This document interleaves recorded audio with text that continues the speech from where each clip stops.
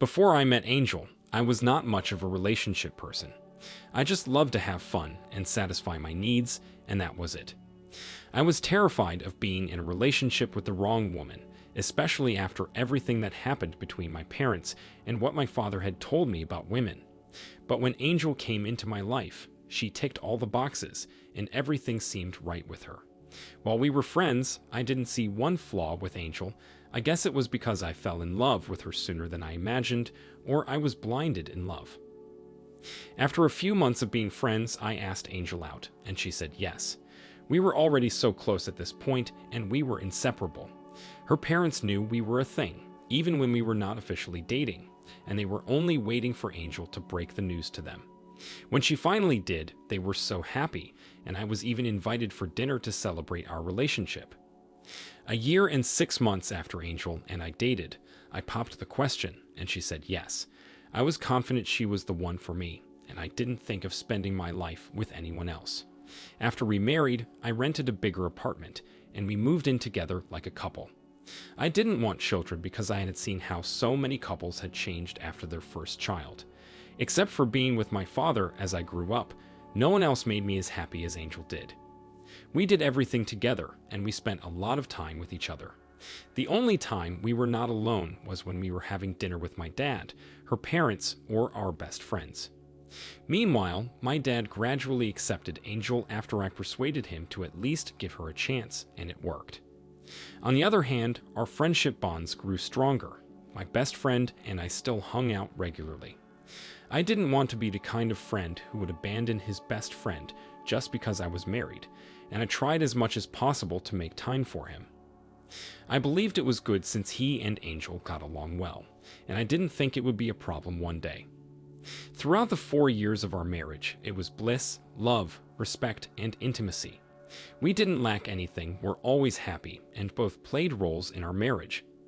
I would not have believed it if anyone had told me that my Angel was having an affair behind me. Well, I saw things for myself, and that's when I realized that she had been playing me all along. One evening after Angel and I had dinner and we got intimate, she went to bed early because she had been complaining of tiredness the whole evening. I didn't join her in bed because I wanted to watch a murder mystery program I always watched every night. Later that night, I went to bed, but I was struggling with sleep and didn't want to go to the living room to get my phone. If not, I would surf the internet till 3 or 4 in the morning. I left my phone in the living room every night to discipline myself. After I struggled for minutes, I decided to watch a couple of YouTube videos on Angel's phone, and in the middle of the second video I watched, a WhatsApp message popped on her screen from Rick, my best friend. I didn't know it was Rick initially because she saved his number as R and a love emoji. He must have seen her online and thought she was the one.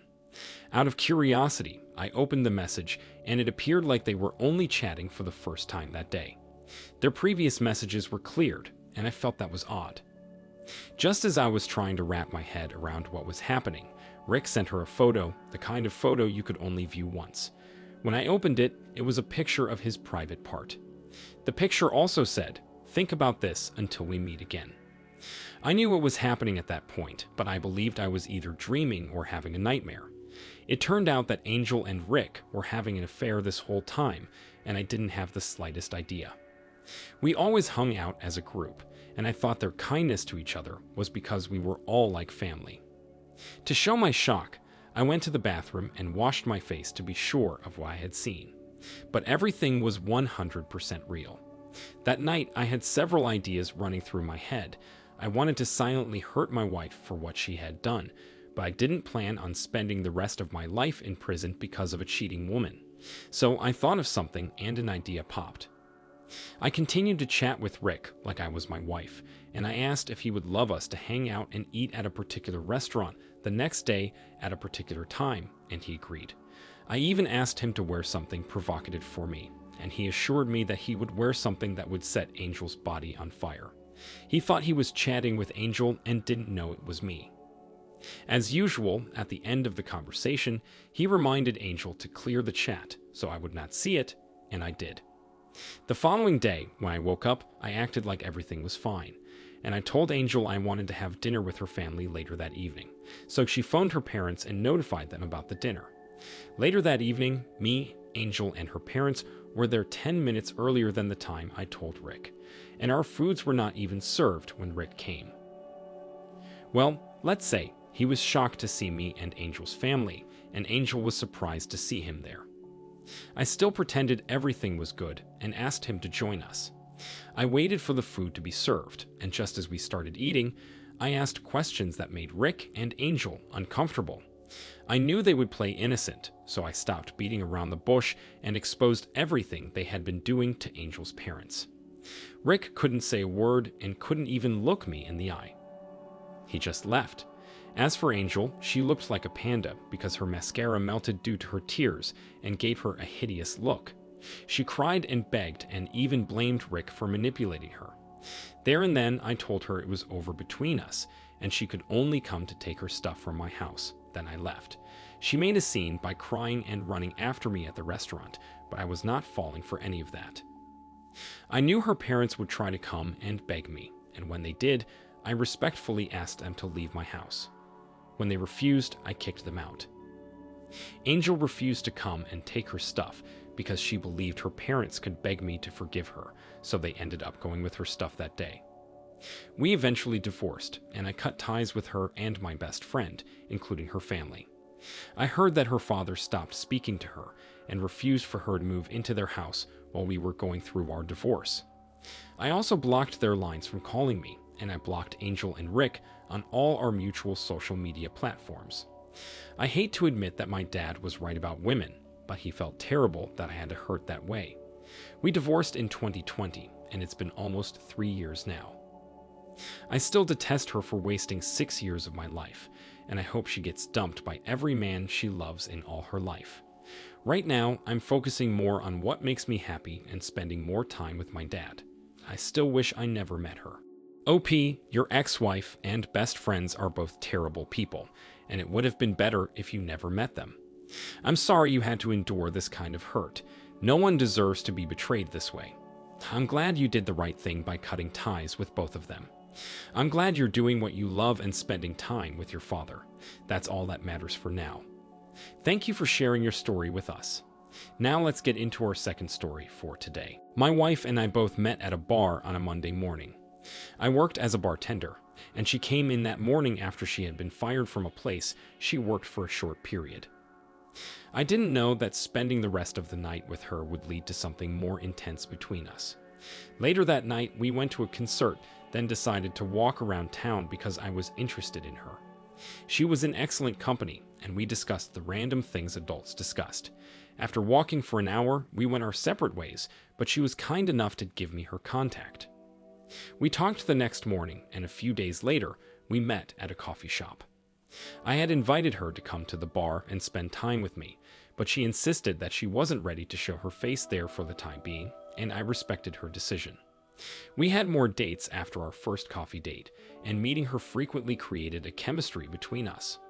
I realized I liked her, and I wasn't someone who liked to beat around the bush, so I told her I liked her, and she suggested that we take things slow. Weeks after we met, I got a response from one of the dream companies I had applied to and got a job. I was delighted because I had not gotten the job I wanted after being laid off from my former company. The only problem was the job was in a different town, and I would have to travel back to my hometown if I needed to do something important. Eventually, I took the job, and as I traveled, my ex-wife and I were not a thing yet. We were just close friends, and I knew she liked me too. We were taking things slowly, as she suggested, and we spoke to each other every night before bed. I think 2 months after I traveled for work, my ex-wife broke the news that she had gotten a new job, and we were both so happy. Although the pay was not as good as her previous job, it was better than the hourly menial jobs she did, and she believed she could get promoted fast if she did a great job. Sadly, I could not return to celebrate with her that weekend because I was working overtime, but I promised to make it up to her. Not long after that, she started giving me signals that she wanted a stronger relationship between us, and I was forced to ask her out again, and this time she said yes. When she finally said yes, I returned home to celebrate with her, and we made intense love that night. It was our first time bonding with each other, and I still have bits of the memories in my head.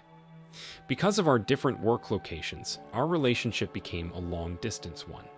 We spoke to each other every day and night, sent pictures, and even got intimate on the phone. I also sent flowers and chocolates to her workplace whenever I wanted to surprise her, and most times, I would send her money to buy whatever she wanted. Aside from being a beautiful soul, one of the reasons I loved my wife was because she was a giver too. My gifting was not one-sided because she would occasionally send gifts to my house or have something I loved delivered to me at work. While we dated, we didn't have any issues, and I tried as much as possible to travel back to my hometown every weekend or she would come over. We were very happy and we loved each other so much. Both our families knew we were dating and they loved us both. We both got decent pay and we were able to support our families. Even with our long-distance relationship, I didn't really feel her absence because we did video calls all the time, and after 9 months of traveling miles to see each other, I asked her to marry me, and she said yes. Eventually, we married, but I couldn't return to our hometown, and she couldn't come to me either. I was working on getting a transfer since it wasn't possible on her end, but things did not move as fast as I wanted. Sadly, we spent the first year of our marriage traveling back and forth to be with each other, and we jumped on the slightest holiday to spend time with each other. After the first year of not getting a positive response from the organization I worked for, my ex-wife and I lost hope of getting the transfer. I even started sending my application to companies that needed my skill in our hometown, and I was hoping something would pop up for me. 2 months later, something popped up, but it wasn't in my hometown. The organization I worked for approved my transfer, and I was getting a raise. When I got the news at first, I was so happy, and I wanted to tell my wife about it, but on second thought, I wanted to see how she would react when she saw me, so I kept it to myself. After everything was settled at my organization, I left on a Thursday. My intention was to go to my wife's office and surprise her in person, which I did. On getting to her place of work, I drove to the parking lot, stepped out of my car, and was about to call her when I noticed something. There weren't a lot of cars parked in that area of the parking lot, so it was easy to see my wife's car. As funny as it sounds, I ended up being the surprised one because I saw my wife and her boss in the front seat making out with each other. I knew it was terrible when my legs felt numb and I could no longer move. My heart almost stopped beating and I was devastated.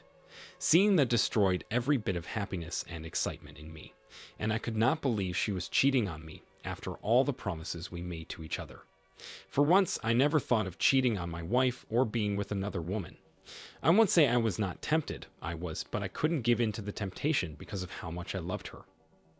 Without overthinking, I made a video, took pictures of my wife and her boss, and drove out of the parking lot. I returned to our house, the one I rented after we got married, and she was so happy when she returned home to see me.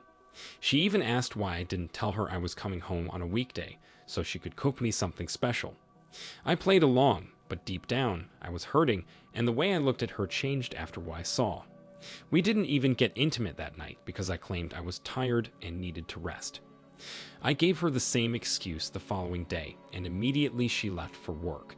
I sent the pictures and video I had taken the previous day to her HR.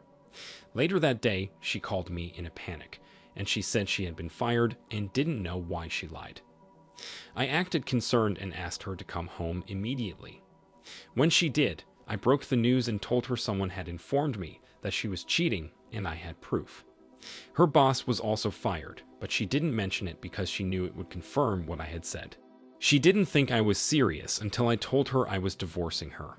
Instead of owning up to her mistake, she started calling me names and saying I believed what others said about her instead of believing her. She even claimed someone who hated her must have framed her, and she could prove that. I told her I was sorry and kicked her out of the house. She made a scene outside but left after standing there for hours. It made me happy to see her in such a miserable state, but I was still hurt to find out she was having an affair with her boss, and only God knew how long that had been going on. We eventually divorced, and I even sent her parents the photos and videos I made that day. Her parents were very religious people, and they could not stand the sight of what they had seen. They disowned her after the photos and videos came from an anonymous account, which was me. Eventually, I divorced my wife, and the rumor of our short-term marriage and her infidelity with her boss spread like wildfire within our town. Even worse, she was blacklisted and could not get a job in any organization within our town. She tried numerous times to get employed but got nothing. Somehow, it dawned on her that she needed to change location to get a job, but because of her financial situation, she could not afford to leave town because everyone shunned her, including some of her friends. The last time someone talked about her, I heard she was planning to go back to college for a change in profession, but I don't know how true it is, and I don't care. Because of her, I have found it difficult to fall in love with any woman I meet because I think they will all break my trust and cheat on me like my wife did. OP, it's normal to have your fears after what happened, but you cannot put your life on hold because of what your wife did to you. Sadly, you didn't even get to enjoy your marriage, and just when things fell into place for you, she ruined everything. I wish you all the best and hope you are able to heal from this. Thank you all for taking the time to listen to today's stories. If you enjoyed listening, please feel free to like and subscribe if you haven't already. Also, comment below with your thoughts on what happened.